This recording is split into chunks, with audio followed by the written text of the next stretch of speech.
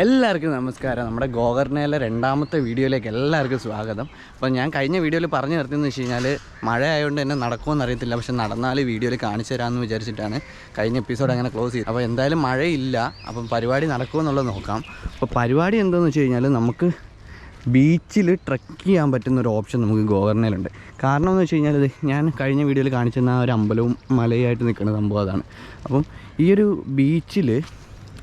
ബീച്ചിൻ്റെ സൈഡിൽ കൂടെ എല്ലാം മലയും കാടുകളും ഒക്കെയാണ് ഈ ഗോകർണയിലുള്ളത്. അപ്പോൾ അത് നമുക്ക് ട്രക്ക് ചെയ്ത് ഓരോ ബീച്ചിലേക്ക് ഇങ്ങനെ പോകാൻ പറ്റും.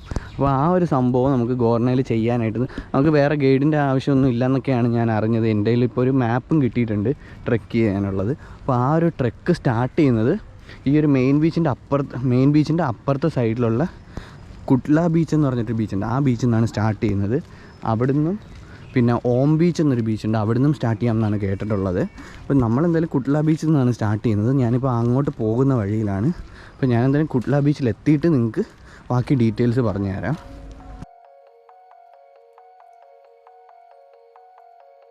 അപ്പോൾ നമ്മൾ കുട്ട്ല ബീച്ചിലോട്ട് പോകുന്ന വഴിയാണ്. നമ്മൾ നേരത്തെ കാണിച്ച അമ്പലമാണ് ഈ കാണുന്നത്. ഇവിടെ ഫുള്ള് താഴെ വെള്ളമാണ്, അതുകൊണ്ട് അതിലേക്കൂടെ പോകാൻ പറ്റത്തില്ല. നമുക്ക് ഈ അമ്പലത്തിൽ കൂടെ വേണം പോകാനായിട്ട്. മാപ്പിൽ റൂട്ട് കാണിക്കുന്നത് ഇങ്ങനെ തന്നെയാണ്.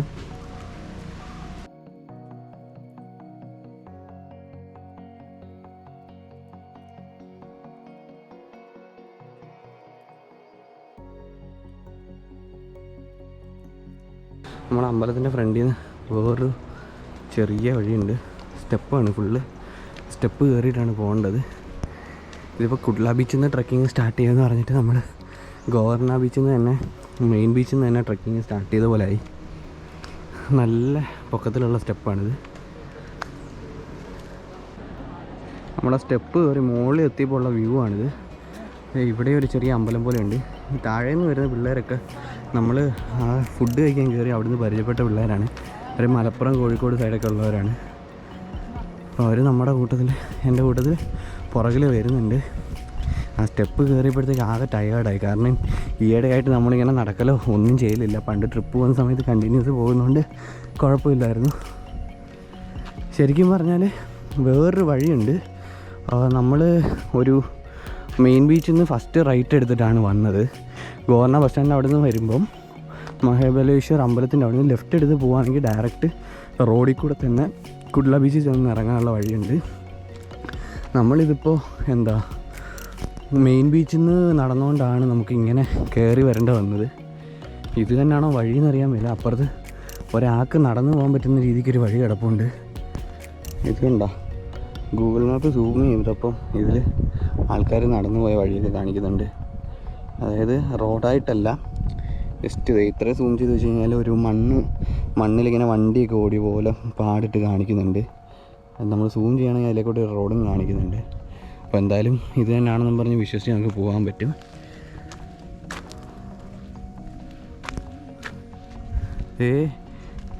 അവിടെ ഒരു ലൈബ്രറി ഉണ്ട് കേട്ടോ. അടച്ചിട്ടേക്കാന്ന് തോന്നുന്നത്. ജസ്റ്റ് നമുക്കൊന്ന് നോക്കിയിട്ട് വരാം. എന്തായാലും ഇവിടെ നിന്ന് ആരും കയറി വന്ന് വായിക്കാനൊന്നും പോകുന്നില്ല. ഫുള്ള് പായലൊക്കെ പിടിച്ച് കിടക്കുവാണ്.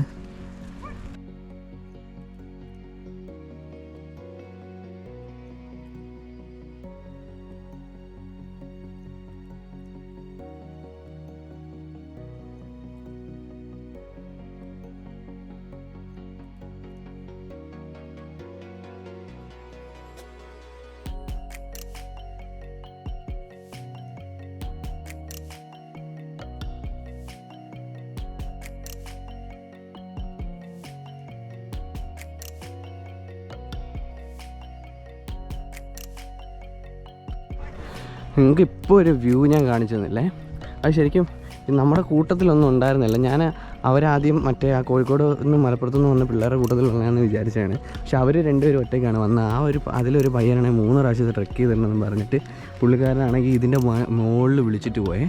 അവിടുന്ന് കിട്ടിയ വ്യൂ ആണത്. അപ്പോൾ പുള്ളിക്കാരനാണെങ്കിൽ അവിടുന്ന് ആ ഇറങ്ങിയിട്ട് അതിൻ്റെ സൈഡിൽ കൂടി ഒരാൾക്ക് നടന്നു പോകാനുള്ള വഴിയുണ്ട്. ആ വഴി കൂടിയാണ് പുള്ളിക്കാരൻ പോകുന്നത്. നമ്മളെന്തായാലും അതുവഴി പോകുന്നില്ല. കാരണം പുള്ളി പറഞ്ഞതെന്ന് വെച്ചാൽ അതുവഴി പോകുകയാണെങ്കിൽ ഒത്തിരി സമയം എടുക്കും. എന്നിട്ട് അതിൻ്റെ ഇടയ്ക്ക് വെച്ചിട്ട് പുള്ളിക്കാരൻ സ്റ്റേ അടിച്ചിട്ട് അങ്ങനെ പോകാനുള്ള ഒരു പ്ലാനിലാണ് പുള്ളി. അപ്പോൾ നമ്മളാണെങ്കിൽ തിരിച്ച് നമുക്ക് വൈകിട്ട് നമ്മൾ ഏറ്റവും ലാസ്റ്റ് ബീച്ചിൽ എത്തണം എന്നുള്ളൊരു ഇതിലാണ്. അപ്പം നോർമലി എല്ലാവരും ട്രെക്ക് ചെയ്ത് പോകുന്ന വഴി കൂടിയാണ് നമ്മൾ പോകാൻ പോകുന്നത്. അങ്ങനെയാണ് നമ്മൾ തിരിച്ചിങ്ങോട്ട് തന്നെ ഇറങ്ങിയത്. നമ്മൾ അതുവഴി ഒരു 5 മിനിറ്റോളം നടന്നപ്പോൾ കണ്ടാണ് അവിടെ കുറേ ബിൽഡിങ്ങും കാര്യങ്ങളൊക്കെ ഇങ്ങനെ കാണാൻ പറ്റും. ചെറിയ രീതിക്ക് 2-3 അങ്ങ് വീടൊക്കെയാണെന്ന് തോന്നുന്നുണ്ട്, സംഭവം എന്നറിയത്തില്ല. അവിടെയാണെങ്കിൽ നമ്മുടെ മറ്റേ CIA ഇല്ലേ ദുൽഖർ സൽമാൻ്റെ, അതിൽ പാട്ടിട്ടിട്ടുണ്ട്. അവിടെ ഒരു കഫേയാണെന്ന് തോന്നുന്നു ഈ കാണുന്നത്. അവിടെ ആണെന്ന് തോന്നുന്നു ആ പാട്ടിട്ടേക്കുന്നത്. ആ സൗണ്ട് ഇങ്ങനെ നമുക്ക് കേൾക്കാൻ പറ്റും ഒരു പാട്ടിട്ടേക്കുന്നത്. ഈ ഒരു മല കയറി ഇറങ്ങിയാലാണ് നമുക്ക് കുർള ബീച്ച് എത്തുക. നമ്മൾ ആ കഫേയുടെ സൈഡിൽ കൂടി നടന്ന് റോഡിലെത്തിയിട്ടുണ്ട്. ഈ റോഡിൽ കുറച്ച് നടന്ന് കഴിയുമ്പോൾ നമ്മൾ കുർള ബീച്ചിലെത്തും.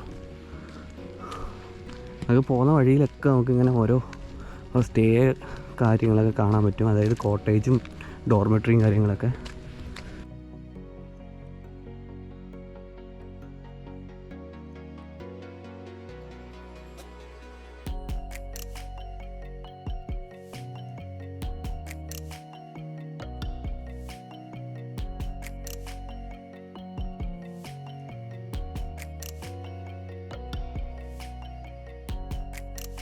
നമ്മളങ്ങനെ നടന്നിട്ട് കുർള ബീച്ചിലെത്തിയിട്ടുണ്ട്. ശരിക്കും നമുക്ക് ഈ ഗൂഗിളിലും എല്ലാ ഡീറ്റെയിൽസ്, ഇപ്പോൾ യൂട്യൂബിൽ വീഡിയോ സെർച്ച് ചെയ്താലും ഗൂഗിളിൽ നോക്കിയാലും എല്ലാം നമുക്കാണെങ്കിൽ ട്രെക്കിംഗ് പോയിൻ്റ് സ്റ്റാർട്ടിംഗ് പോയിൻ്റ് കിട്ടുന്നത് ഇവിടെ നിന്നാണ്. അപ്പം ആരും അങ്ങനെ മെയിൻ ബീച്ചിൽ നിന്ന് ട്രെക്ക് ചെയ്യാറില്ല എന്നാണ് കേട്ടത്.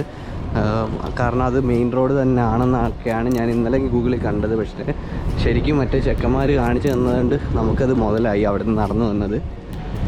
ഇനിയാണ് ശരിക്കുമുള്ള ട്രെക്കിംഗ് എന്നാണ് ഞാൻ കേട്ടത്. എന്തായാലും നമുക്ക് നടന്ന് നോക്കാം ഇനി അങ്ങോട്ട്.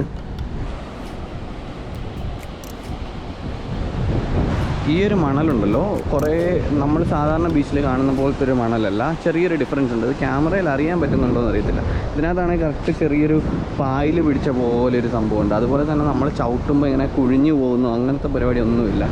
കറക്റ്റായിട്ടാണ് നിൽക്കുന്നത് ഈ ഒരു മണൽ. അതായത് നമ്മളിലെ കോൺക്രീറ്റ് ഫ്ലോറിലൊക്കെ ചവിട്ടുമ്പോൾ എന്താണോ അതുപോലെ തന്നെയാണ് നിൽക്കുന്നത്. നമുക്കാണെങ്കിൽ അവിടെ ഒരു ചെറിയൊരു പാറയുണ്ട് കടലിൻ്റെ നടുക്കായിട്ട്. എനിക്കൊന്ന് ബോട്ടിലൊക്കെ പോവുകയാണെങ്കിൽ അവിടെ പോകാൻ പറ്റുമെന്ന് തോന്നുന്നുണ്ട്.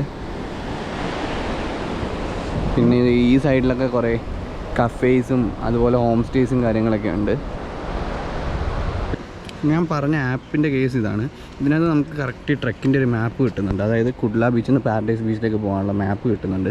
ഈ ഒരു ആപ്പിൻ്റെ പേരെന്ന് വെച്ച് കഴിഞ്ഞാൽ ഓൾ ട്രയൽസ് എന്നാണ്. അപ്പോൾ ഇതിൽ മാപ്പ് കൊടുത്തിട്ട് സ്റ്റാർട്ട് കൊടുത്തു കഴിഞ്ഞാൽ കറക്റ്റായിട്ടത് കിട്ടും. ഞാൻ ഓൾറെഡി സ്റ്റാർട്ട് കൊടുത്തിട്ടേക്കുന്നുണ്ട്, അത് കാണിക്കുന്നുണ്ട്. അപ്പോൾ അത് കറക്റ്റ് നാവിഗേഷൻ പോലെ വരുന്നുണ്ടായിരുന്നു. ഇതേ കണ്ട, കറക്റ്റ് നാവിഗേഷൻ പോലെ വരുന്നുണ്ട്. നമുക്കിപ്പോൾ കുർള ബീച്ചിൽ നിന്ന് ഈ ഒരു സ്റ്റെപ്പ് കയറിയിട്ടാണ് അടുത്ത പോകേണ്ടത്.